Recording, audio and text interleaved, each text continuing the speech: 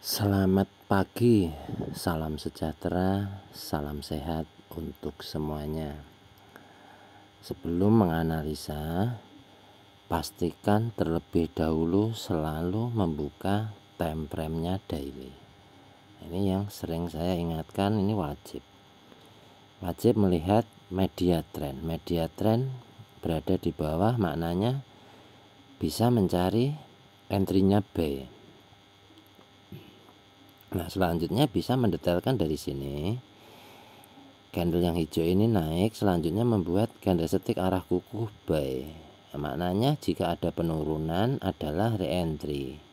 Nah, re-entry pada daily ini minimal kan 3 candle. Nah, hanya saja kadang candlenya pendek, kadang candlenya panjang. Nah, ini yang membedakan. Maka wajib dicari setupnya apa yang berlaku di H4 dan H1. Nah, jika dilihat di bawah, di sini kan start dari MHV. MHV mempunyai target terdekatnya adalah candlestick arah kuku. Target terdekat. Selanjutnya berlaku re-entry dan bisa ke arah top BB. Jadi gunakan destinasinya Bollinger Band, yang mana candle berada di atas mid BB, destinasinya adalah top BB, yakni untuk jarak jauh. Nah, jika yang ingin didetailkan yang dari atas ini, nah penurunan ini kan contoh mudahnya penurunan sudah 3 kali ya, penurunan sudah 3 kali entry ya. Nah, selanjutnya tinggal detailin di sini aja, detailkan dari sini. Ekstrim, langsung candlestick arah kuku, re-entry, momentum, re-entry, dan sudah tidak mampu membuat momentum, maknanya akan kembali ke atas. Jadi kalau di time frame besar gini tidak perlu dibuat detail banget. Jadi kira-kira atau potensi besarnya aja.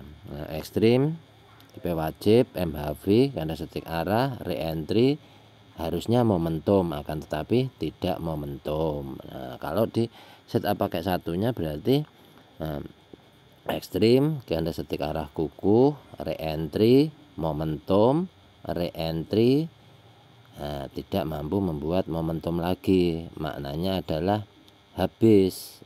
Bisa retest ke atas ini ke top BB. Jadi kalau di time frame besar kayak gini tidak perlu didetailkan seperti di time frame kecil. Nah, jadi tinggal melihat ini middle BB nya ini MA nya masih di bawah, maknanya juga kenaikan belum kuat banget karena mid BB di tengah ini masih berpotensi sideways. Nah, selanjutnya mencari setupnya di H4. Nah, apa yang berlaku di H4? Nah, di H4 sini ini cepat sekali naiknya, low BB ini ya, sangat cepat sekali. Kemarin masih di sini, langsung aja cepatnya. Di sini tuh tinggal mendetailkan.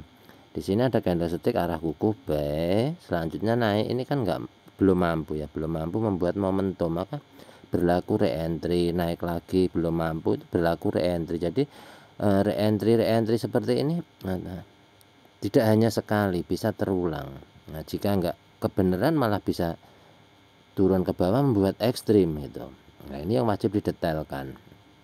Nah, di sini media trend H4-nya sudah mampu di breakout, maknanya selaras dengan daily. Akan tetapi MA5 10-nya masih di bawah mid BB, ini juga belum kuat. Nah, maka masih berlaku sideways di sini ya. Nah, selanjutnya jika didetailkan candle berada di atas mid BB, destinasinya adalah top BB. Nah, ini mempunyai kesamaan. Selanjutnya perkecil ke H1. Nah, entry boleh di sini. Tinggal mengikuti apa yang berlaku. Contoh di sini terjadinya ekstrim ya. Nah, ini bisa didetailkan dari sini. Di sini ekstrim, dimatikan ekstrim ya kan. Selanjutnya di sini MHV, dimatikan MHV. Nah, market hilang kekuatan, ke atas nggak mampu, ke ke bawah pun nggak mampu, maka ini berlaku sideway di sini di H1 ini.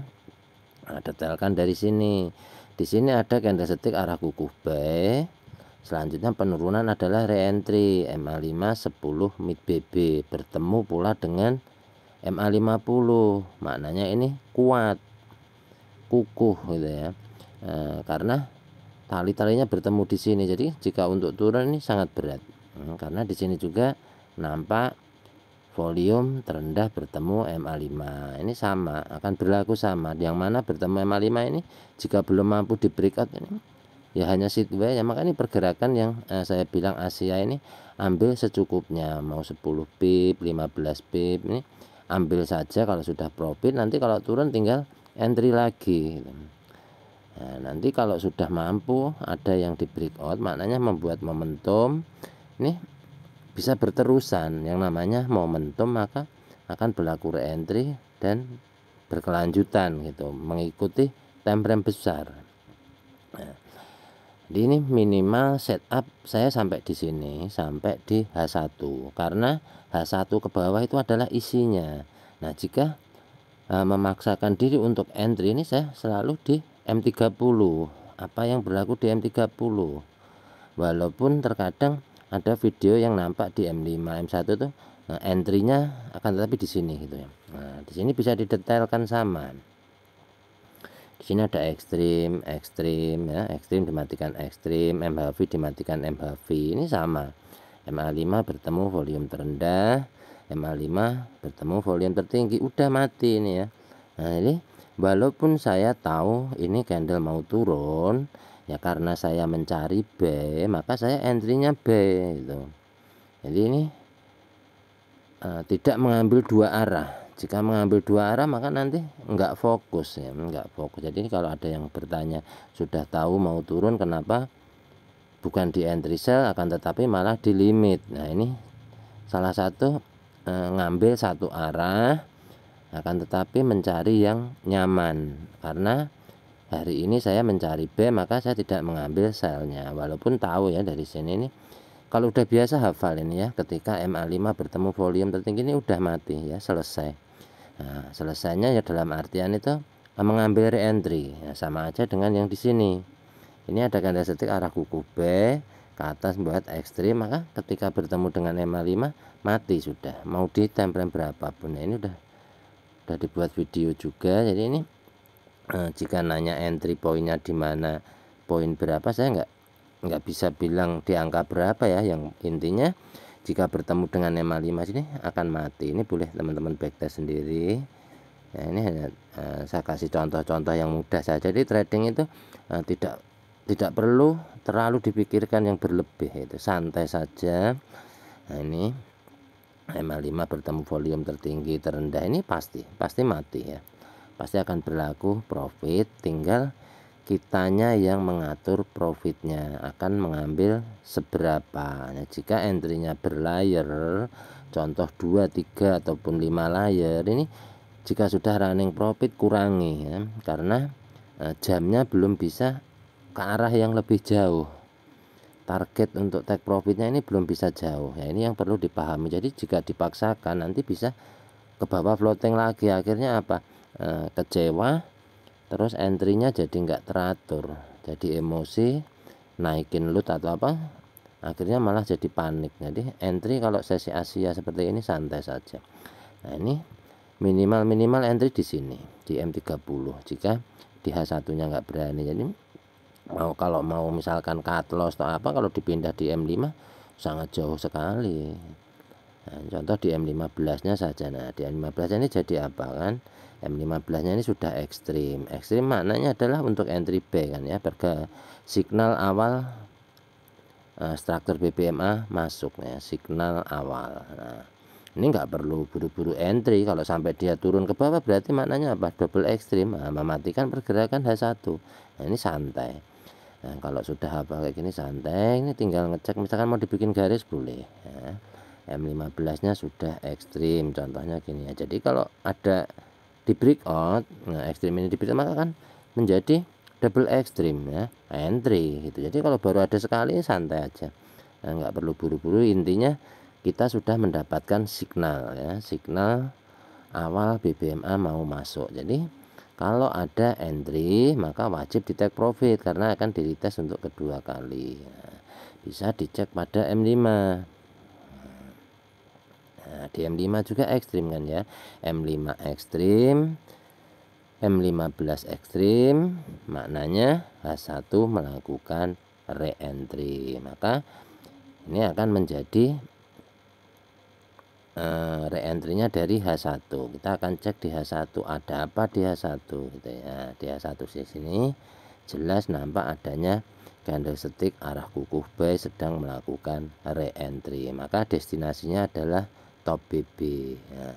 Jadi jika misalkan entry 2 atau 3 layer boleh take profit di mahi sini satu, nanti di sini take profit nggak apa. Jika misalkan mau set BE, ini area re-entry jadi belum aman ya, mau hold panjang di titik re-entry saya katakan belum aman. Yang aman itu jika entry-nya pada market hilang volumenya di MHB.